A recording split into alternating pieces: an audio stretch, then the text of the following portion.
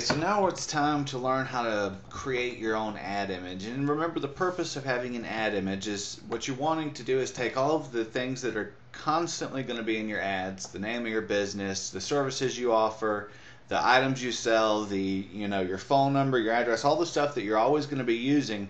You don't want Craigslist to be able to pick up on those different phrases, because if Craigslist sees the same phone number and the same address all over a bunch of different ads, they're going to pick up on that and they're going to flag you and ghost you. So we want to create an ad and then convert it all into an image so that Craigslist is not able to read into that image.